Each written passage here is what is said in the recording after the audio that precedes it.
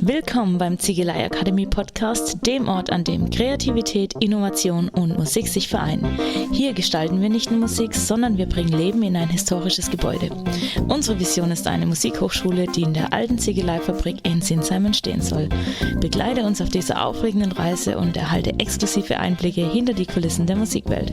Egal ob du Musikerin oder einfach nur Musikfan bist, freue dich auf spannende Interviews, inspirierende Gäste und top-aktuelle News. Wir öffnen die Tore zur Musikwelt, also trete ein in unsere Kreativfabrik, hier beim Ziegelei Akademie Podcast mit deinen Hosts Jenny und Sherry. Ihr seid heute Zeugen unseres ersten internationalen Podcasts auf Englisch, nämlich mit einem Special Guest, my favorite host, James Rodriguez. Er ist selbst Gastgeber eines Podcasts, eines ziemlich großen Podcasts, The Original Doll, und James weiß alles über Musik. Er hat so viele unglaublich erfolgreiche Gäste in seiner Sendung, von Songwritern, Produzenten, Background-Dancern von Britney Spears, Christina Aguilera, Beyoncé oder auch selbst große Stars wie Mia, falls ihr sie noch von Lady Marmalade kennt. Ein unfassbar toller Podcast, wo die ganzen Insights über die Musikindustrie aufdeckt und wie tolle Hits entstanden sind. Auch über Janet Jackson, über Madonna. Er hat sie alle in der Sendung gehabt. Und er kennt sich natürlich unfassbar gut mit der Musik aus und hat für euch die besten Tipps, wie ihr so richtig durchstarten könnt. In diesem Sinne, freut euch auf einen tollen Podcast, auf ein Interview mit James Rodriguez von The Original Doll. Hello everyone, welcome to the Ziegelei Academy podcast. That's actually our first podcast in English. And I'm super excited to have that with the one and only James Rodriguez, who I'm a big fan of because he's the host of the podcast, The Original Doll, which is a podcast where he really uncovers the stories behind all the big artists like Britney Spears, Janet Jackson, Pink, or whoever was, like, from people, songwriters, producers, A&R people. He had them all in his show. For me, it's one of the best shows. It's one of my favorite shows because for me as an artist, I get really inspired to listen to all the stories behind, but also as a music lover, James uncovers stories that haven't been heard before. And it's so great what you're doing. Also, it's not only a podcast, you also support a charity organization with it, which I think is amazing. So, James Rodriguez, my favorite host, it's so great to have you on our show. Welcome to the show. Thank you so much for having me. This is amazing. Thank you. That was an amazing opening. I love this. You're welcome. And for those who can see it, James has this beautiful wall behind him with all the CD artwork, especially from Britney Spears and Janet Jackson, I see as well. It's amazing. James, so maybe for our guests, just tell a little bit about yourself, who you are, what you do, why you love music. Just introduce yourself. Perfect. My name is James Rodriguez. I host the show The Original Doll, and I've always been a lover of music, and I'm not a music person at all. Like, I sing terribly. So if ever you and I go out for a drink, I'll just be lip syncing my way through any songs. But I always loved music, and I grew up in a record store. So as a little kid, my mom managed a record store. So we always would play music. So there would be records playing, cassette tapes playing. And it was cool because I would get exposed to music I'd never heard before. And I used to go when I would grab like this CD cover. I'm like, so does this person make everything inside? Because as a young kid, you don't realize there are songwriters, producers, engineers, A&R. And so, decades later, I was like, you know what? Why don't I do something where I honor the people that are in those booklets, those people that put and made music that is so iconic to us, and allow us to refall in love with these songs. So being able to talk to these people who don't normally do interviews, but they just said, well, you know what? I like that you have a charitable side. So on my show, every question a guest answers, we get items donated to charity, and we help out women and children in domestic abuse shelters, homeless LGBT plus teens, and more. So a lot of them said, we love this. We're talking about music, which is promoting music and education and giving back. And so that's why we've been able to get so much more insight and so many of these guests. Because as you know, being a fan of Britney Spears for decades, I'm like, who picked this song? Why did that song go? Who made this? And we finally get these answers now. And it's a lovely time to really go back nostalgic and re-fall in love with these. But also, so many people are themselves artists like yourself. And you're just like, this is great because not only am I an artist, a musician, but I'm also somebody who loves those songs. So I got to learn a lot about these songs that I loved as a kid, which is always just amazing. And that's what we do here. Oh, I love that.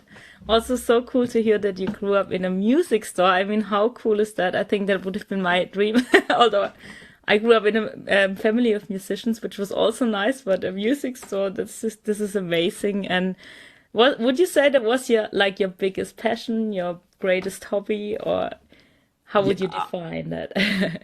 I think it was because I think when I went to school, I did my work. I come from a big family, and I would just go home and listen to my music on my Walkman and stuff like that, or CD player. And music just became something that I could just put on because when I went for a walk outside or wanted to dance or sing in the shower, music was there. So me being able to be like a kid in a candy store, which is like, this is amazing. I get to be where all the music comes in. So I would get to see CD covers before at the time they would even release these things. I'm like, this is amazing. So imagine opening up and for the first time seeing like Britney Spears or Rihanna or somebody's artwork before anyone else, saw it online or things like that. So to me, it was fun of that and being able to play the music and remind me of that time because there's a psychology that whoever you listen to around your middle school, high school, secondary ed years is who influences you later. And see, exactly. And so many people are like, that was Britney or that was Jan or that was Madonna. And it's kind of fun because no matter where you are, we go back and it reminds you once you play a Britney song, takes you all the way back to like the first time you heard it, which is it's just great to have that nostalgic, positive feeling. It's amazing, especially for people who don't know that or don't know how it was back in the days. There was before Spotify. I can even remember the time. There was when you actually had to buy a CD, a cassette, or a vinyl, and it wasn't so cheap. Like it was actually expensive. So growing up in a music store was, I guess, a big benefit in the days. And also you get like when you I remember the days also like when I grew up there was only CDs. There was like no Spotify. It kind of started when I was 9 years old, the music download started, but music was actually expensive. And therefore the piece of music you owned that had a big value, that was like something, and the relationship you developed to the artists, that was like something so special because you couldn't afford all the music. You had to Hmm. really specialize on those that you like. So maybe for those who can't remember, that was like, I guess for you growing up in a music store, that was paradise.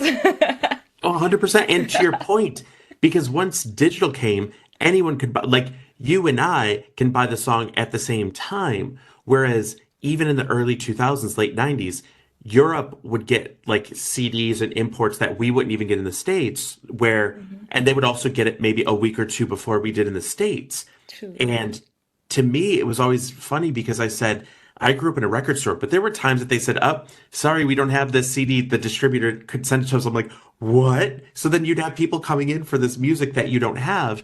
That was also part of the disappointment and cherishing when you finally got that because you didn't have many stores that had hundreds of copies of one CD. That wasn't a normal thing. So if you went there and all of your other people that loved that same artist went, you might be out of luck. So when you grabbed that CD that was yours and you would play it, but that's also why when the CD inserts would have the lyrics or different photos because you would sit with it and you could replay it hours and hours and hours. And that's where it gets ingrained to you that connection with that music because there was so much effort made to go first of all use your hard-earned money because it was expensive to buy like CDs and then if they didn't have it you were out of luck then if you got it it felt so good because you had to walk to the store, a lot of us walked to the store to get it, so it felt like an achievement and a reward. So then you would play the music on repeat until you got to learn those lyrics. And then, maybe a month passes, then you get another CD and do the same thing, but then you'd still go back to it, which I think is amazing because it made you feel connected to the artist. That's actually true. Like the binge listening to CDs, that was a thing. Like when you had one CD, I guess 100 times listening to it was nothing. It was Hmm. really like also all the Britney albums you have behind you. I know them all still by heart. See, and how many times were you in a CD or played it where the end of the CD would go and then you're like start again? So it'd be like the beat goes on or something, and then baby one more time again. So you'd hear that. And I think when streaming came for a while, some of the streamers they wouldn't even put the songs in the right order on an album, so it'd be kind of shuffling it through. I was like, that's not what comes after Baby One More Time. That's not because you're so used to how you hear those songs. Um, but it was also Truly. at the time they would push a lot of those singles at the beginning of the album. So you Mhm. really never got the first single from an album at the end of the CD. Sometimes, but not all the time. So they made you listen and go, okay, what's next? And you just kept playing and you just got that connection. True, true, very true. The album was like a whole development in itself when you were listening to it. Very, yeah, I miss those days, but still, everything has its benefit and advantages. Hmm. But talking about your podcast, James, it's called The Original Doll. Can you tell me? I know a little bit of the background story, but it's super interesting why you've chosen that name. So maybe can you tell our listeners a little bit about that? Yeah, I called it the original doll because 20 something years ago, like December of 2004, Britney Spears went to a radio station with a CD that she wanted to play. And it was almost like this rock star moment, this indie artist, where she was not going to go through the regular chain of command for music. An artist was not releasing music on their own. It had to go get okayed, mixed, mastered, all that stuff. So Britney took this CD and herself to a radio station, just said, play it. And it was unmastered and everything. And I always wondered, like, what caused that? What was that about? Why, how many people in a normal chain of command did she just go, I'm Britney Spears, I'm just going to bypass this? So it became this whole, what did she do and who did she bypass? Because at the time, and I think people kind of need to remember this, is at the time, Britney Spears was an employee of the record label. There's a contract. A lot of people are like, oh, I'm like, no, it's work. When you're an artist, you're working. It's not, it could be a hobby sometimes, but she always knew what she was doing. And so she just decided to take it upon herself. I'm just going to go out there and release it. And it was a month after she said on her website, like, I'm going to be staying home, enjoy being a wife, just relaxing. And so I said, let's dig deeper and find out what exactly that was about. What are all those people? Who's the village it takes to get this thing going? And so that's why I called it the original doll because I said, okay, let's unpackage that. Because here's what people say is the product, the music. Mhm. Here's what the media says is product, the Britney persona. And so I said, okay, let's create something where I'm unpackaging this because even if Britney Spears was the offshoot of Janet Jackson and Madonna, she still became her own artist. And so that's why it's the original. And that's why there were so many people at the time, even Germany, everywhere, the UK, where they were trying to mimic that Britney look, that Britney sound, that Britney style. Um, and I just said, okay, how can I create something that is different, but really is representative of an artist? All of these things that go behind the scenes and who picks the song, what single gets released. So that's why I created this to unpackage all of that stuff that happens before we have a first listen as the public. Wow, that's amazing.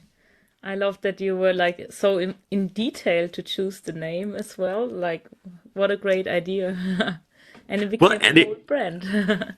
well, and it was funny because it was between that and iconography, which I kind of alternate sometimes when I talk. And my theme song is iconography, and people are like, "Oh, the original doll," and I'm like, "Yeah, but the theme song is iconography," and it's funny because creatively you go, okay, how do I create something that is fun and different? And also, how do I tie it in? Because when I think about theme songs for shows, there's always a meaning behind that decision. So I said, well, trying to rhyme and sound stuff with the original doll and doing this stuff. I'm like, I feel like it's just too weird for me. So I was like, wait, these are iconic moments by iconic artists, icons in the making. So I was like, let's talk about like the biography, the iconography, the discography of these. And so it became the original doll, and now adding more of the iconography because people are like, what, are you a doll collector? I'm like, no, I'm not a doll collector. I mean, I have the Britney dolls, but That's so good. That's good. Yeah, I also love the name iconography, and it's, as you said, your theme song.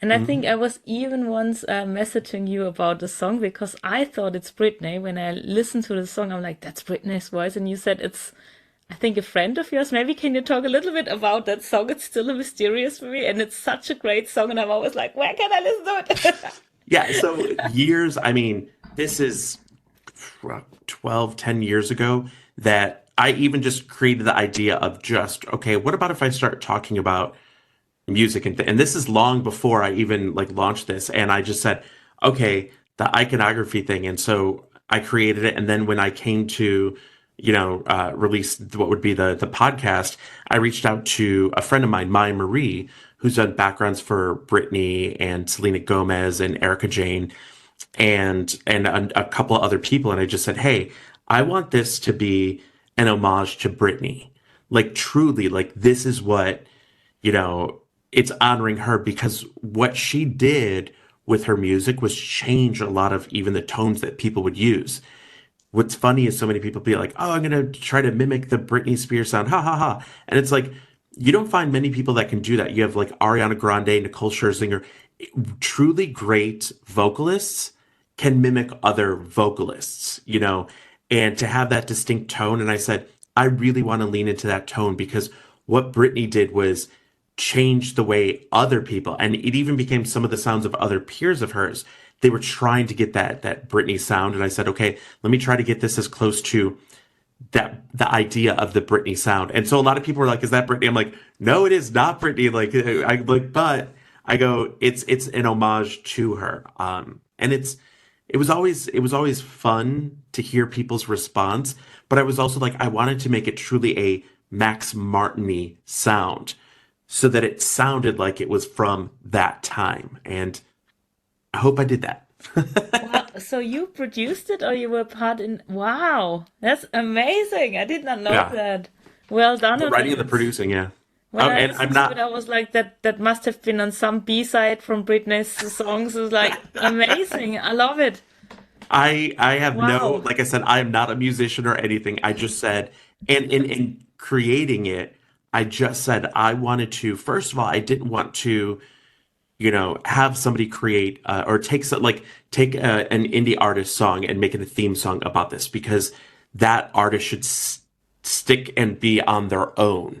I didn't want anyone else's vibe in this because if it was an homage to this whole Britney sound, I wanted to be that. So I was like, let me just go back through everything in my head and what makes iconic Britney. She's had different flavors and tones, but I was like, let me get the oohs and ahs and all those vowels that she plays with going. So that's why I did that. But like I said, everyone, and it's a full song, and it's going to be released on vinyl at some point. Um, Wow. yeah, and it's a lot of people are like, wait, is it only 30 seconds? I was like, that's just the chorus of it. It's a whole song, so it'll be coming out on vinyl fairly before the end of the year.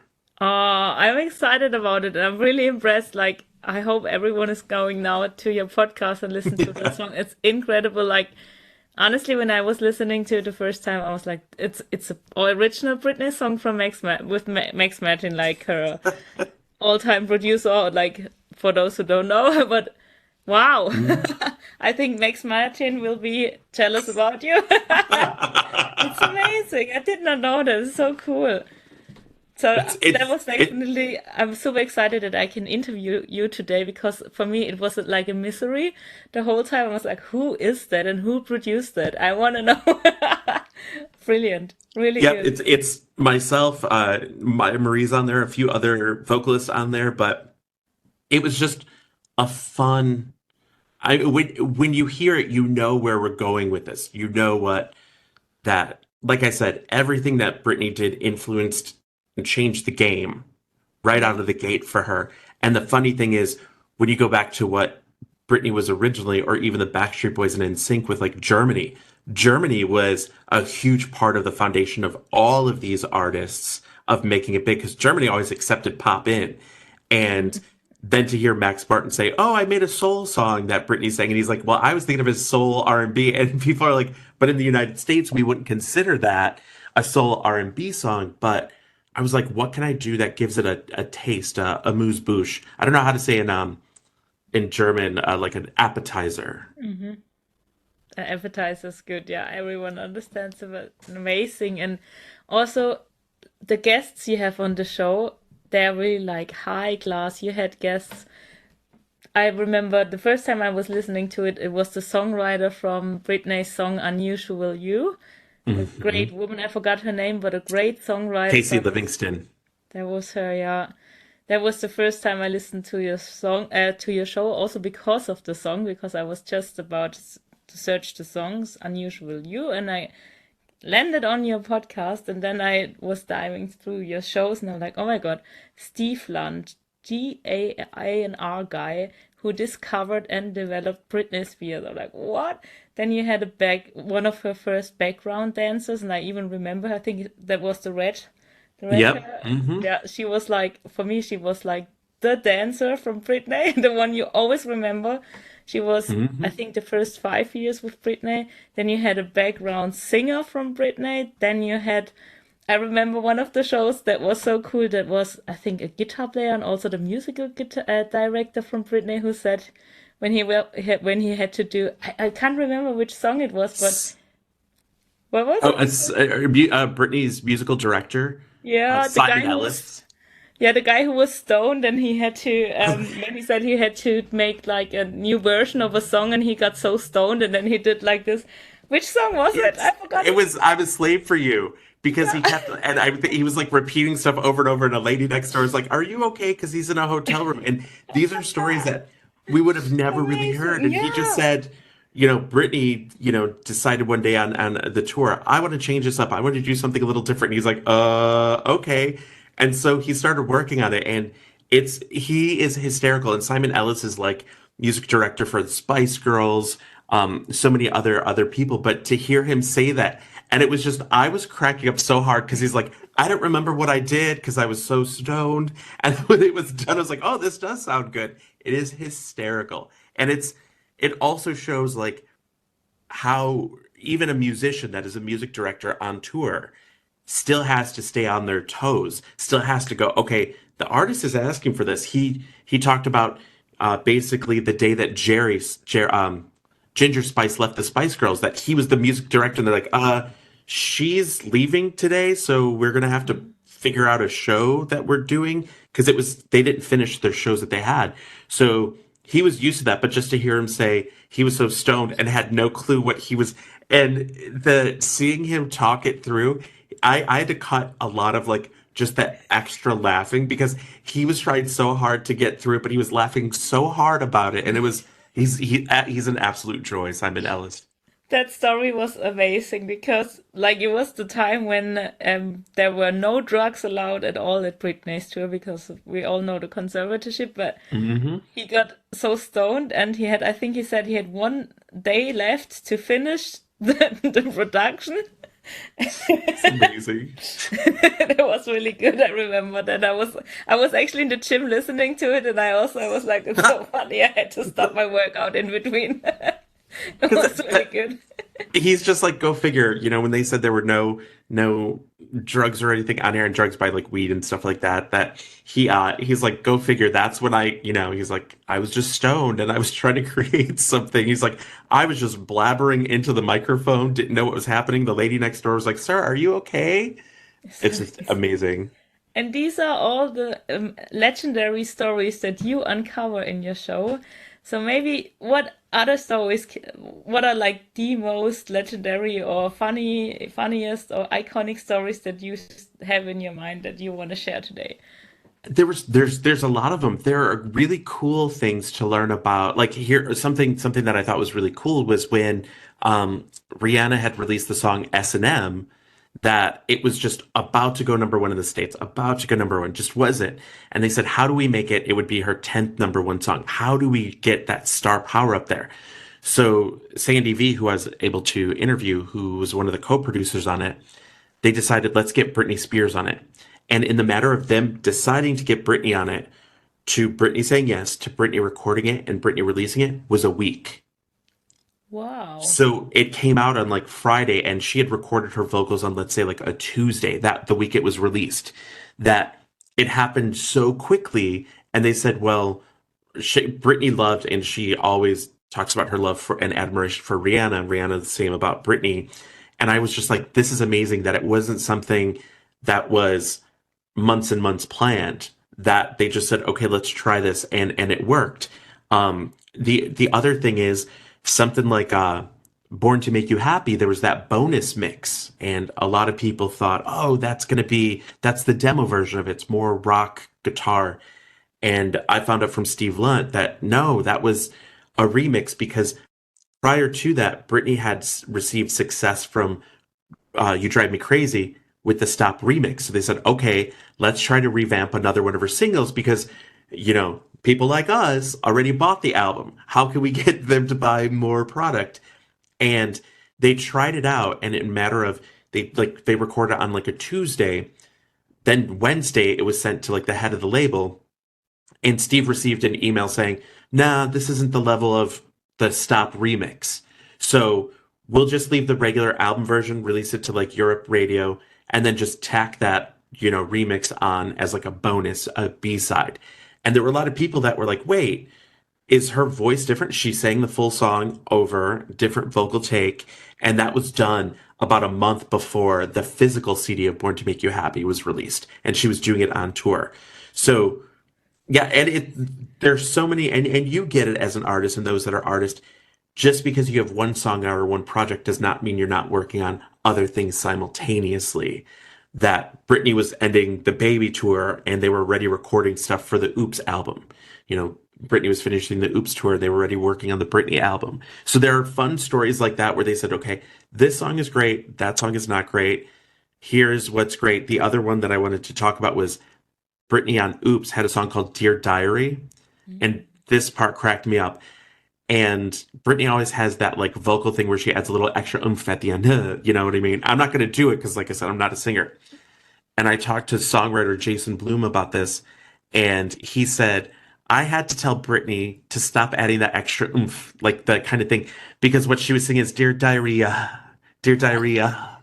And he's like, I had to tell her, like, don't add that extra exhale in there. And she was like, I don't understand why. He goes, it sounds like you're saying Dear Diarrhea. And she's like, no, I'm saying Dear Diarrhea today.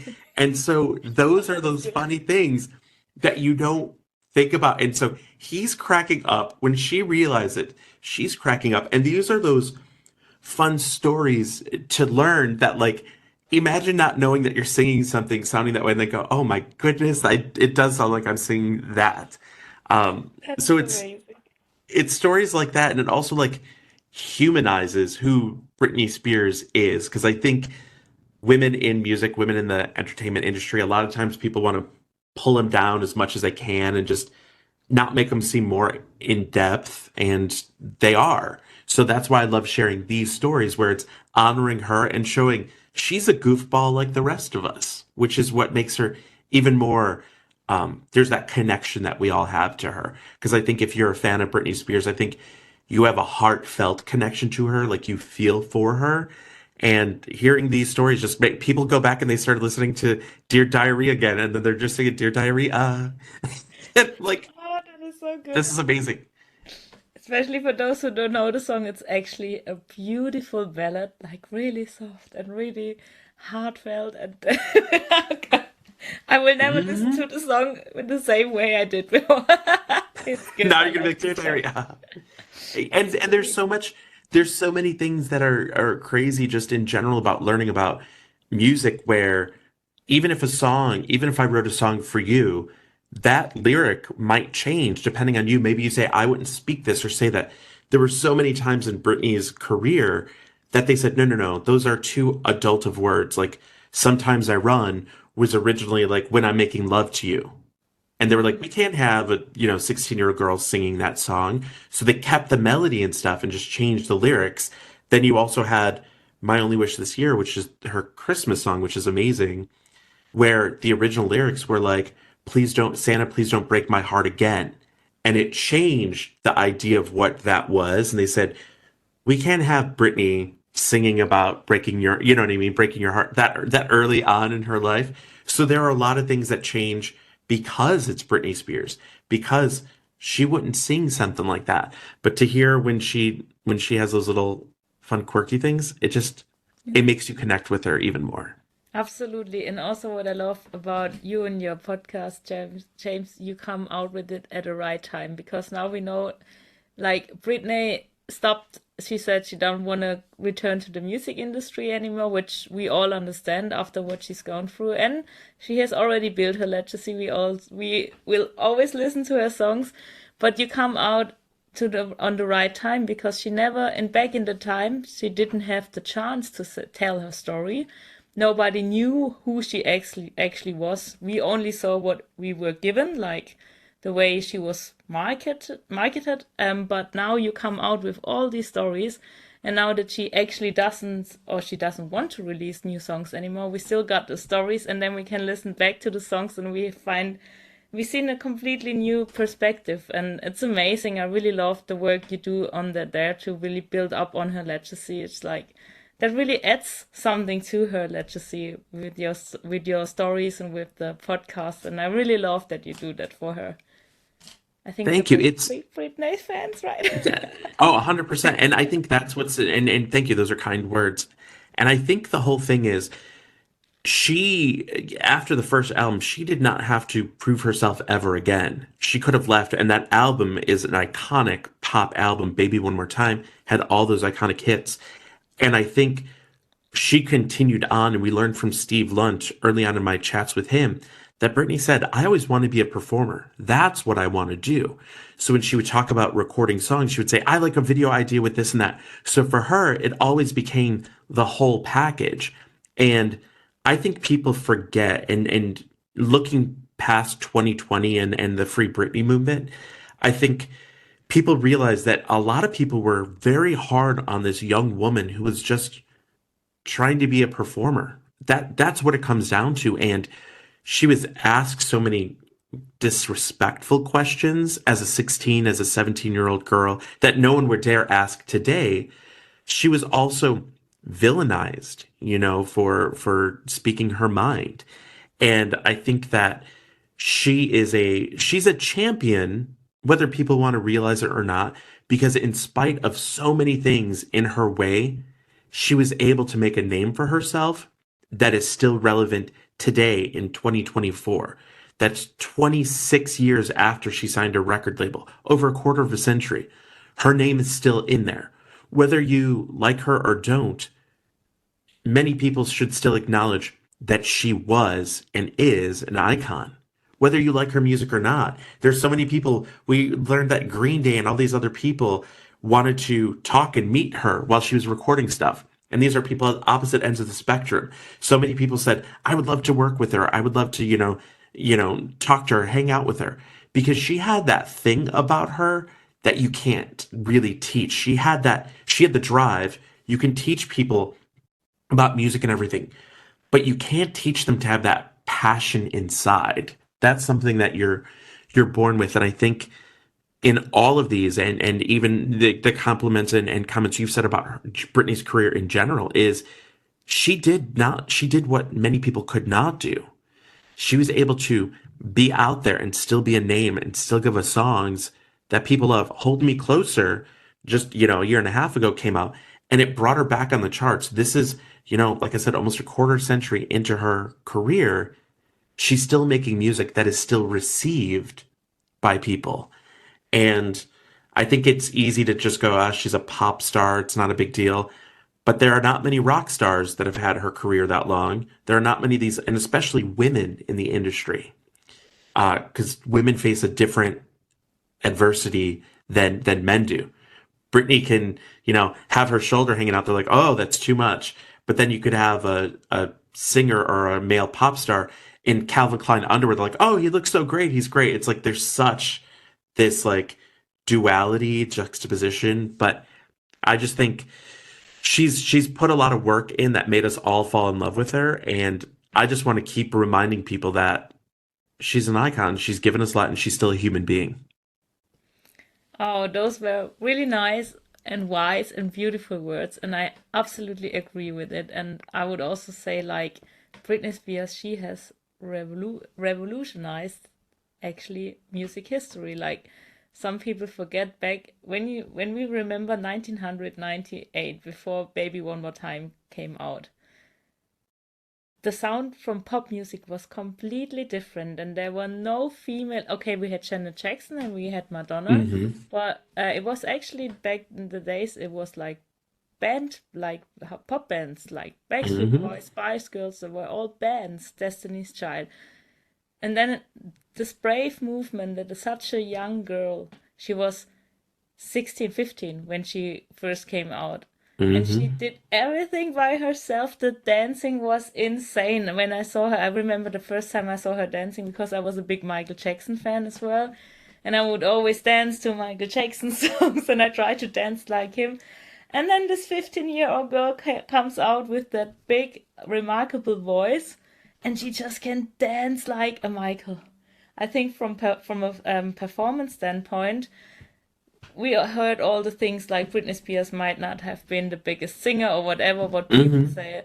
And as you said, she's been very underrated as a pop artist, but it's not all about singing. Like the whole package was what was really important. And Britney Spears, I think in her best days, no one tops her with her performance. The way she danced, the aura she had on stage, the charisma. Also, she was kind of relatable because she had this big smile that came from her heart. There was something about her when she was on stage, or when you would see her, she was this really nice, shiny girl, like the sunshine was over her. And then on stage, she was like the wildest fire you've ever seen. They were the Hmm. most, I think she did the most iconic performances ever when we remember the VMAs with Oops, with Hmm. Baby, I'm a Slave. No one has done that before her and after her, not even. So for me, also, I think Britney Spears is a legend. She has revolutionized a lot in the music industry or in music history. So therefore, I really love what you're doing with uncovering all the stories that should have been released back in the days, also. Hmm. And the other thing to remember too is part of that music, the history of it is you had the group of people that were trying to mimic and copy what Britney is.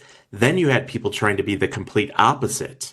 And so no matter what, Britney was influencing music. Whether people tried to be like her or going, nope, I'm not going to take her route, I'm going to go this way. She still impacted both of those. Avril Lavigne talked about it where she said, I didn't want to be like Britney Spears because that's not who I am. She ends up becoming friends with Britney Spears. And she said, well, I was basically put out there to be the opposite of Britney Spears. And Pink talked about it in her song "Don't Let Me Get Me." I'm tired of being compared to Britney Spears. And the thing is, these artists have all been impacted by it because when she's going up the charts, the labels at other labels are just going, "Oop, is that the sound kids want now? Is that what they're looking for?" But I think to your point, she was peak Britney was the VMAs, those performances. She had that thing that made you watch her, and at the end, when she would laugh, you would just laugh too. You know what I mean? Where she's just like, I think she was just excited to be there because she knew what that meant. And that's why she always paid homage to Michael Jackson, Janet Jackson, Madonna, Prince George Michael, all of these people. And I think looking back, I think history now, post Free Britney, I think is going to be kinder to what she actually did. Instead of just trying to be like, eh. No, Britney Spears on her worst day is still better than most people on their best day. Absolutely true. That is a really great statement. I love that. And also talking about Britney Spears, we have 25 years, baby, one more time. So it's even better to have you now on the show. We have, it's like that is a celebration time for Britney. And you were one of the only ones who had Steve Lunt in your show. and Steve Lunt was the guy who discovered Britney Spears, her A&R guy, the guy who was behind her first four albums, like her iconic, most iconic albums. And Hmm. I think that also shows how how great you are as a host, because I heard Steve saying he had many offers to go on a show and he only agreed to you, which is amazing, which stands for your great show. So maybe you want to talk a little bit also about that.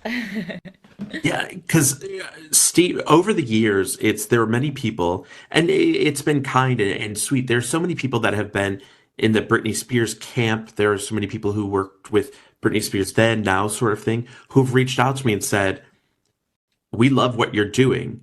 We know that online people can be very evil and rude, and a lot of them are like, I just don't want to put myself out there." And I go, I understand that. I get that. We all know what it's like. Trolls are trolls. You know what I mean? And I think with Steve had listened to some of the episodes, and him and I had a conversation before, and just said, my goal is to never do like a gotcha moment, like, ooh, you think X, Y, and Z, like not anything salacious, because go find that somewhere else. This is about the arts. And he said, he's like, he was offered to do several of the documentaries, several interviews and everything, and said no. And I was the only outlet that he went to because he saw what I was doing, that it was not tearing her down, Yeah. because so many people wanted to tear her down. Even leading up to the Free Britney movement, so many people wanted to tear her down and minimize her.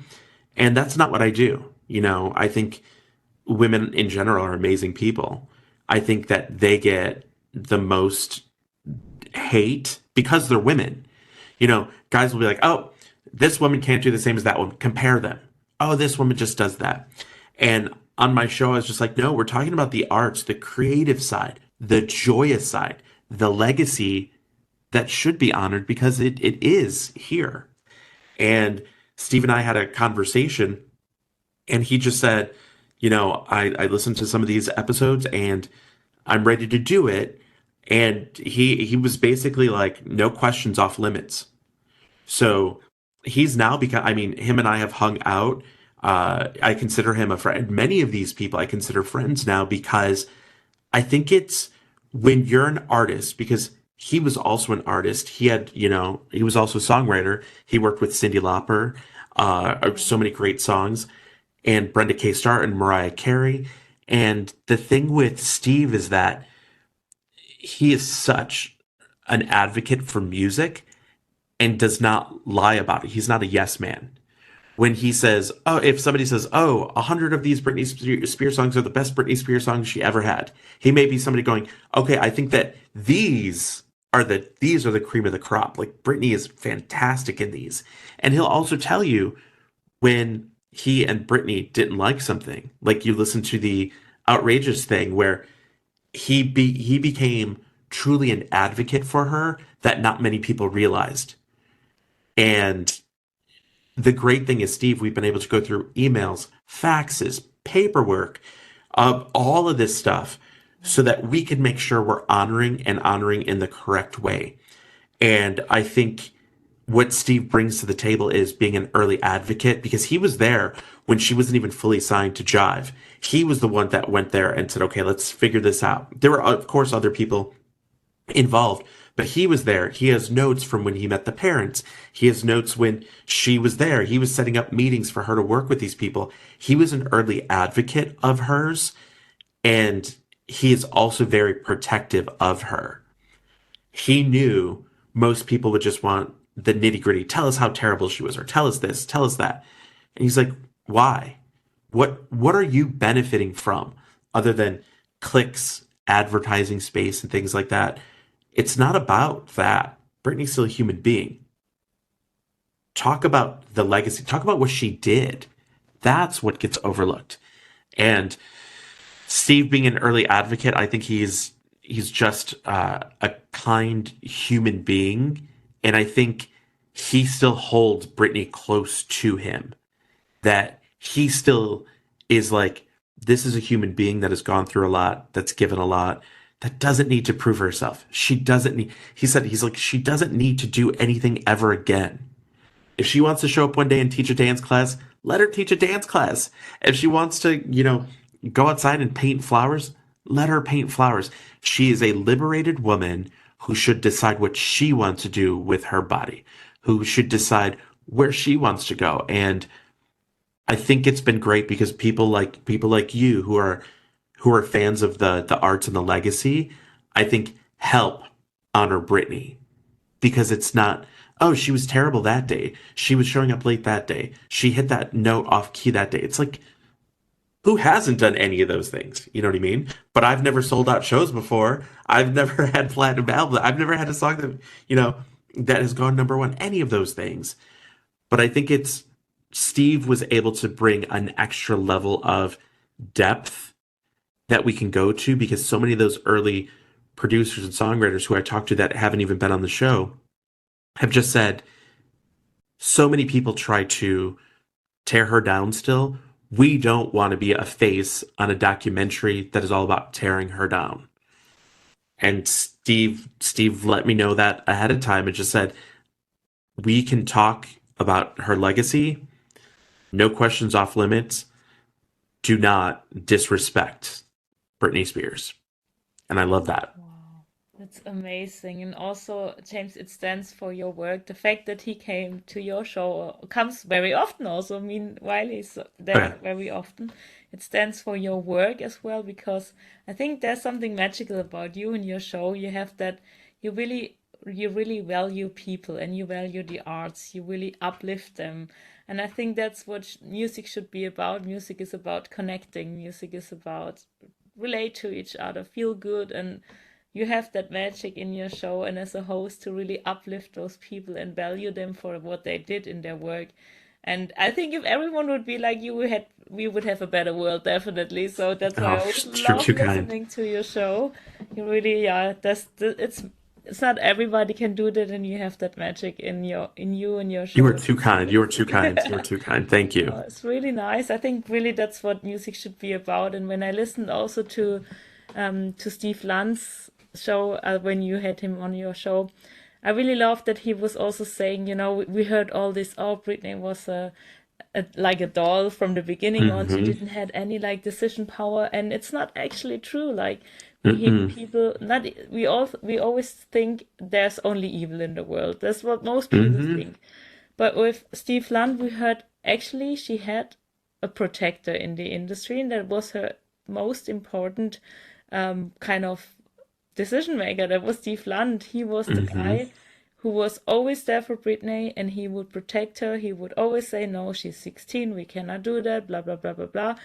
And even when he talked, just today, I was listening to her fourth album, In the Zone, when the new Oh when yeah. they had like, yeah, when they were talking about which song should we put out as the first single. Is it Outrageous or is it Me Against the Music? And Britney wanted to have Me Against the Music, so Steve Lund would never disagree with her. And I think that's a big power, and it's great to hear that there are so many also great people in the industry. It's not all evil, and yeah, you have the magic to bring all these nice people and stories out. Well, and I think it's important too because we hear about in all these industries about women in general that just don't get listened to, that women in general that people don't advocate.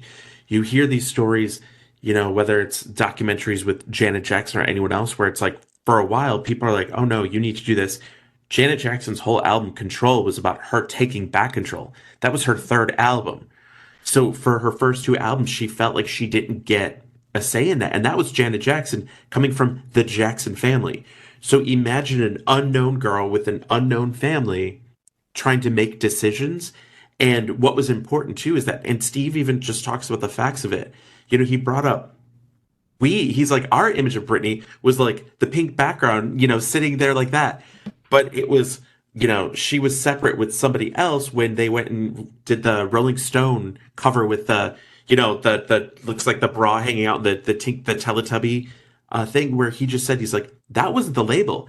The photographer and Britney said the label had no idea about this. So they said, see, this is the difference between what we were doing and what she wanted to do. But he also just talked about the fact that she's an artist that needs to evolve and become her own. And Steve being a recording artist himself, Steve being a songwriter himself, I think that allowed him to speak to her like a musician and not a product. He was able to say, okay, well, if you didn't like the sound of here, maybe we, take the mids down or maybe we pull up the bass, whatever it is. Where nowadays you don't hear about very many A&R people that know music in general. Steve had 5 albums, in the 70s with Mutt Lange, who's huge. Mutt Lange is a huge producer. And so I think looking at all of this is like you can tell in these stories that Britney had a up until the chaotic album, not the chaotic era, but the chaotic album, Yeah. and the Be in the Mix. Steve was involved up until that point, and throughout that, we talk about decisions for singles and everything. He even said he basically, there were many people that said Steve basically said, Brittany, I'm going to take the hit for this one. I'm coming to you, tell you the label wants you to pick, outrageous as a song. I just have to tell you that that's what they want. You don't have to say anything to me because I already know you don't want that. So I just have to say I came here to tell you that, but I'm not going to treat you like a little girl going, are you sure? The 12 other times, like, it wasn't like that. And I thought that that was amazing to know that for up until 2005, Britney had an advocate, and there were many other people, Fee and all these people that were around. I just look and go, after 2006, so many things changed. 2007, 2008 with conservatorship, where it makes you wonder in general how many decisions she actually made for herself. And I'm not talking about, we already know about her physical being, but I'm talking about the artistic side of it. How many times she was that captain of the ship? Because I feel like it might have been less Mhm. than before while she had Steve. Absolutely. I also think when she had Steve, like the way we heard it and the way she also said it, that was actually the art was hers. Like that was what she wanted. And I think that's also part of her legacy, why it's so great. And I always hope when, especially like when people listen, for example, to your show and they hear all the stories, especially with artists, that they feel empowered when they hear the stories and they don't feel powerless, because mostly artists, they're like, oh my god, now I'm signed, I'm not allowed to say anything. But it's actually not true. You're always, as an artist, you should always, the best art you can create is when you feel like it's yours. And Hmm. hopefully people listen to your stories and all the stories behind all these icons, and they hear the best thing, like the best art comes out when I'm in control. And so hopefully they feel empowered when they listen to it. And that's what we talk about with Britney Spears. People are like, "Oh, is she a great singer? Is she not?" We talk about the storyteller and her ability to sell that song. And by selling, I mean to be able to like execute that song. When she's on, she is on. Mm-hmm. You can tell she's feeling that song in the studio, things like that. Like when you can tell when she's feeling it, and there are times where other times you can tell it's like, well, and she's even said, she's like, well, I don't know if I would sing that song or that's not my favorite song.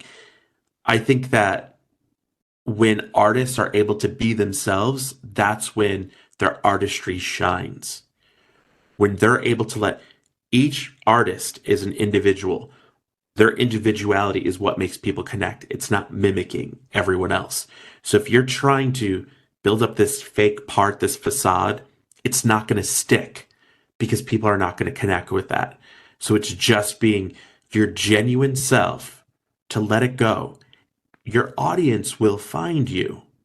It may not be overnight. Your audience will find you. And when they find you, they'll stick with you, just like you have stuck with so many of these other artists in the public highs and the public lows. And I think it's important to make sure artists, creatives, thinkers think and be themselves, because without that, there's nothing else that makes them original. They're just copies. Oh, that's so true. And now that we already talked about that topic, you have had all these amazing people in your show, from producers, songwriters, dancers, artists, even Mia. For those who don't remember, Lady Marmalade with Pink, Christina Aguilera, and Mia, you had her on your show, so you also have great artists on your show. So, from all these amazing people you had on your show, what would you give new artists as an advice? What are the stories that you say this is what artists should focus on? This is the key. I wouldn't say key to success Yeah. because that's always different, but there are some elements that all these people have to in common. Yeah, I think some of the tools to put in your toolbox to kind of figure out the world, I think it would be, you know, when Maya was talking about how she was, a young black girl, like she's like, I was making decisions that made the label scared because they didn't know how to market me, which was good because that meant that there was no one else. There was no one else like her. She was not this mimic of anything. With Neon Trees, with Tyler Glenn, who's a phenomenal, phenomenal singer and just storyteller. His was, you can take the bad and make it not just, you can take the sad, you can take the depressing, and however it comes out, however you release that is how you release it. Don't force it. Don't force your thoughts to try to fit into the mold of anything else. If your anger becomes this poppy happy song, let it be that. Let it be out there how it needs to be. With Steve, it was always education, education. Educate yourself on if you're in a studio, what do those buttons mean? What's the terminology mean? What does mastering mean? What are harmonies? And always have the ability to ask a question, whether it's at the doctor's office or, or the music studio. If they're like, yeah, you get it right. And you're like, yeah, but you have no idea. You're not going to be able to do your job correctly. You're not going to be able to execute yourself in a way that is going to succeed. So I think in all of these artists, it's being your genuine self, allowing stuff to come out. And just because you think of a lyric today and think of a melody today, doesn't mean you have to force a whole song in the next 24 hours. Put it to the side. Put it to the side. Like Max Martin said when he was creating Baby One More Time, he woke up in the middle of the night, was just like, what is this? And he just started mumbling into a tape recorder and then went to bed. And he came back and was like, oh, this is amazing. It's educating yourself on what you need to do, because if you're an artist, if you're in education, if you're a musician, you want to know, okay, am I using this to make money? If I do, what's my plan for that? You know what I mean? Like, what do I need to do? And also, I need to make sure I can live. That's why so many artists will go promote an album and then quote unquote disappear, because they live their life to come back with new experiences. If you're at work 24/7, you're not living new experiences, you're not growing. And if you're not growing, you have nothing new that you can put out for release. And I mean release like your soul, like getting that message out there. So I think those are a bunch of tidbits and tips I would say to just be yourself, ask questions, and don't be a snob. Don't be a snob about music. Don't judge anyone else's, like, don't be oh, that's Britney Spears. I'm like, do you know how many people would be like, oh, I wrote Baby One More Time? Anybody in the world would be like, I wish that I wrote Baby One More Time. Don't minimize that. You know what I mean? So, Oh, I love that. Those are great advice for artists. Thanks for that. And also, my question to you, because you are a music expert, in my opinion, and now or in the beginning, we talked about the differences between what music used to be like when it was expensive and yeah, it had a great value and you were listening to it all over and over again. And now we have streaming and there's so much music, more music than we can ever listen to. And mhm. now the whole music industry has changed from back then and now. What would you say are like advantages now and what are disadvantages now? And also, what would you say to music lovers, how they can keep supporting the artist? Because also that has changed. So maybe you can talk a little bit about that. I think the most important thing is there's the benefit of everything being digital. because then you don't have to spend money as an independent artist making a physical CD or physical vinyl to ship it out and deal with all that. You don't have to deal with that. Having social media, I know a lot of people put a lot of, oh, you need this many interactions. It's like, I just say this. If you tell yourself, hey, you can, because you can have 8 billion streams and make $30,000 or 30,000 euro, you can have all these streams, but what is that doing for you? If you just wanted to have the most streamed song, great. But if you're like, I want to make money, I want to figure out a way to make this hobby a passion and also pay bills, you know what I mean? That I think you just have to utilize your footprint online better. I think the whole part is it's interacting. There are so many times where I think people go, oh, that person liked me or that person followed me. Okay, well, what are you doing then? Like, what are you doing to cultivate that? And not saying that every person that adds you, you have to do anything, each person separately, but it's what do you think is the reason why they listened to you why they watched your video, came to your performance? Keep reminding yourself that these people are lovers of what you create. Create that connection. You have you can have people here in the United States listening to your music. That was not really a thing 15, 16 years ago. Without that digital side, we only heard like Britney Spears, NSYNC, Janet Jackson, you know what I mean? Rammstein. You'd only have all these different artists that you would hear. But I think now with the accessibility, you can find more people. You also have to be willing to reach outside of your network. We're so safe in our little network that, okay, maybe I'll follow a music fan site that's based in Hungary or based in South Africa. Maybe I can learn something. Maybe I can make friends.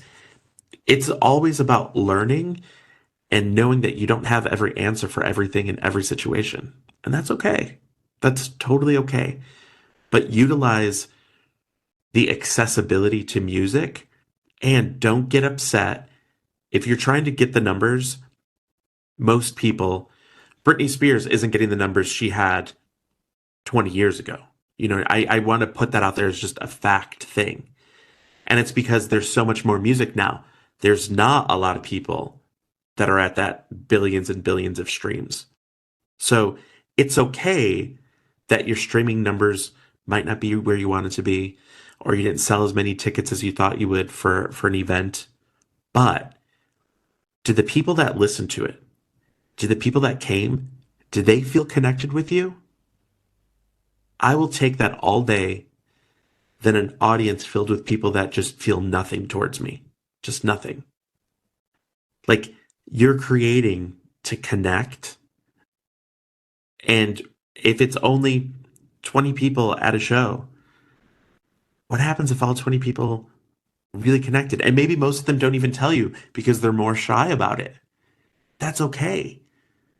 But don't put emotions and connections into numbers. That's where you lose it. Put it, how many of these people enjoyed it? How many did you connect with? And always fall in love with what you do every day. Fall in love with it. Find a reason to love music again tomorrow. And if you get divorced from music for a day, that's okay. Go back the next day. It's okay to fall out of love because our minds sometimes need a break. So don't overdo and overwhelm yourself because you're going to underperform with what your soul needs to do. I love that, especially that you brought out the most important thing about music, which is connection. And I would definitely agree with you. These days, we have actually more chance to connect with music lovers or artists than we ever had. Like, this is the factor that definitely has changed to positive, like to the positive. That's why I also always say, of course, back in the days, there were like maybe you get a contract and then you have all the people who immediately make you to a big artist or whatever. But also, you now have more chances to connect really with your fans. That wasn't possible before. you have the chance to release your music without a label, which wasn't possible. It was too expensive before.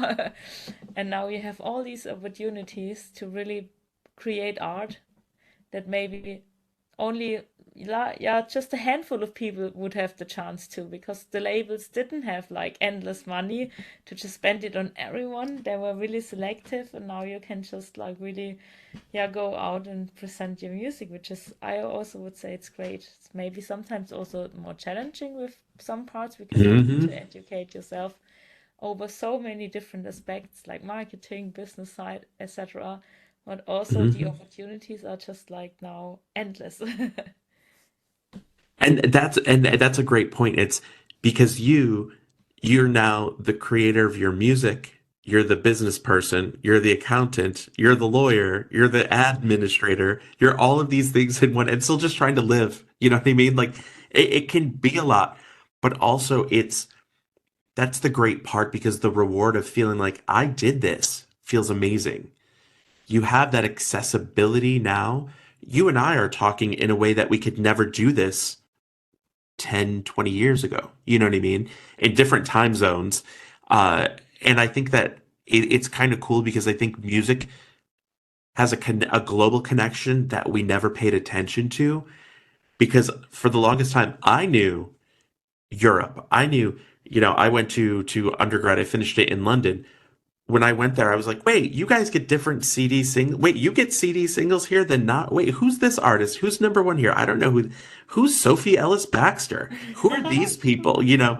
Um, and it's you have accessibility to resources we never had before.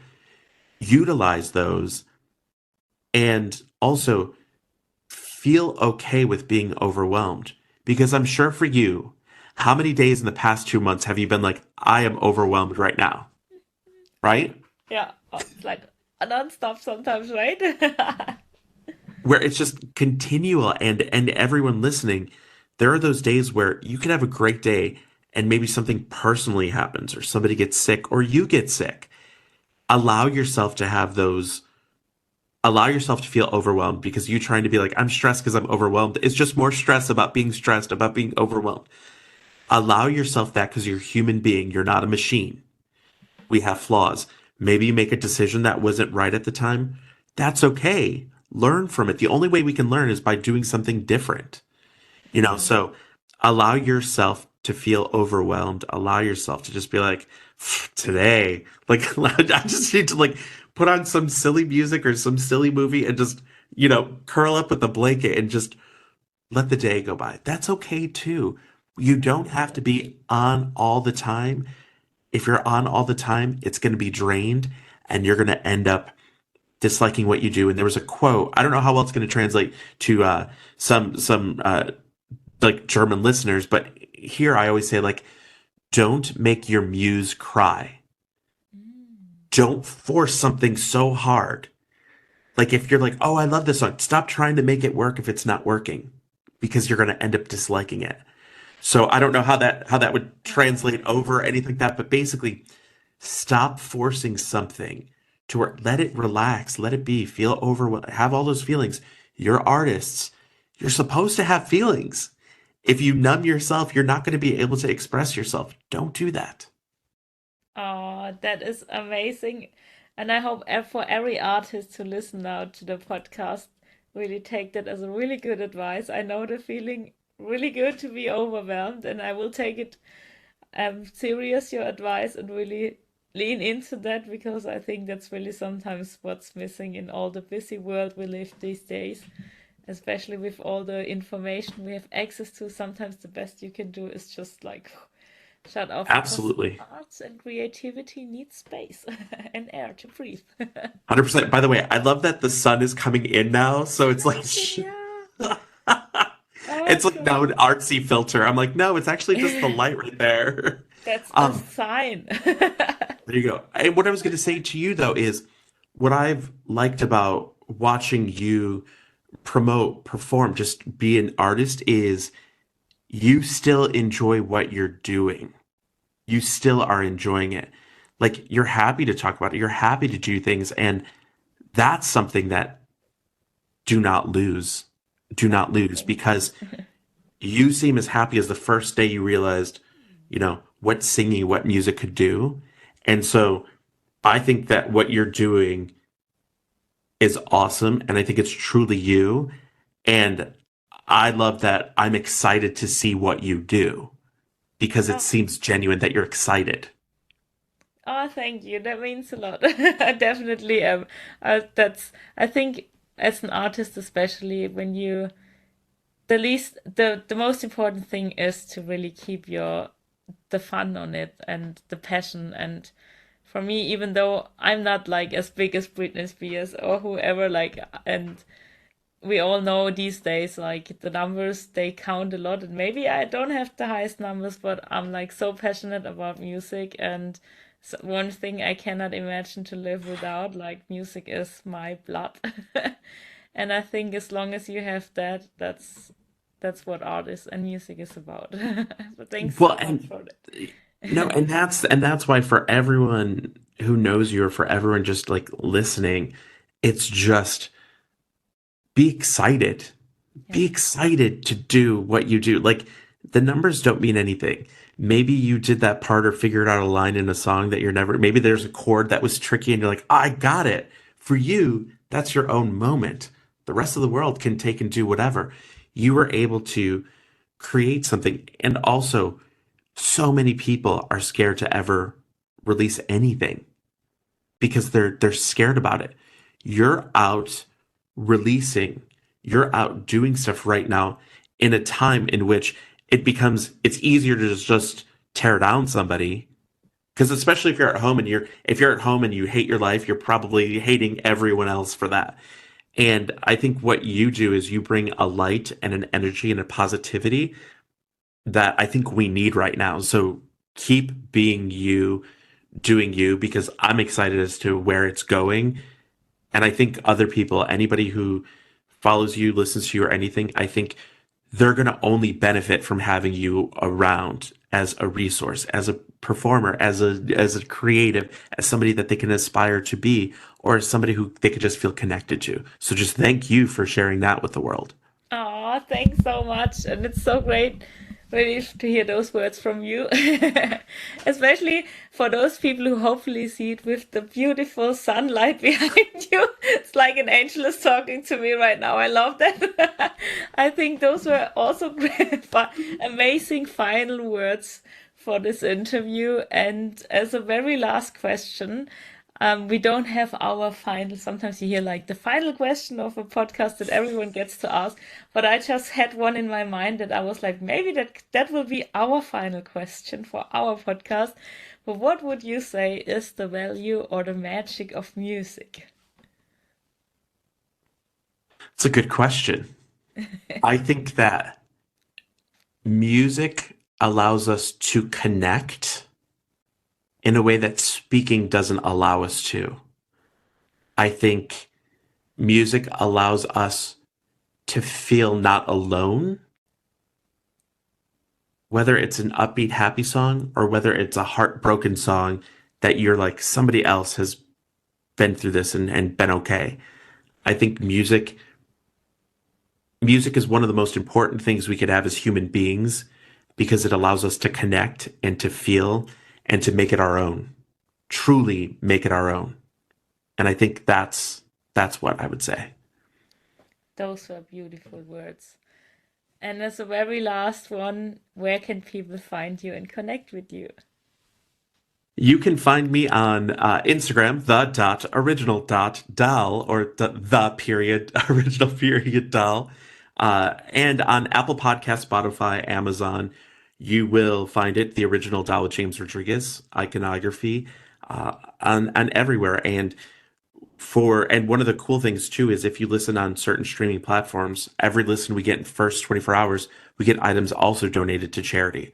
So even if people are like, I'm just going to check out that episode, just by you listening, you're helping somebody out in need. So big shout out, just thanking everyone for who listens and for you for being such a great supporter. And I think that you've created something that I think is going to connect with people. And I think it's what people need now in this world. They need to feel connected and feel like I have somebody on my team, and that's you. Thank you so much, James, also for being our first international guest on the podcast, Ziegelei Academy. See, how do I say like thank you so much? Dankeschön. Oh, Dankeschön. Duh. Dankeschön. Dankeschön. And I don't know how to say the original doll in German. Die originale Puppe. Maybe. The original. That's good. Schön, dass ihr wieder dabei wart bei unserem ersten internationalen Podcast. Wir danken euch, dass ihr bis zum Schluss dran wart, und wenn euch der Podcast gefallen hat, dann vergesst nicht, uns ein Abo dazulassen, teilt gerne den Podcast und natürlich folgt uns auf Social Media. Ihr findet uns unter Ziegelei Academy auf so ziemlich allen Kanälen. Also dann, bis zum nächsten Mal. Wir freuen uns.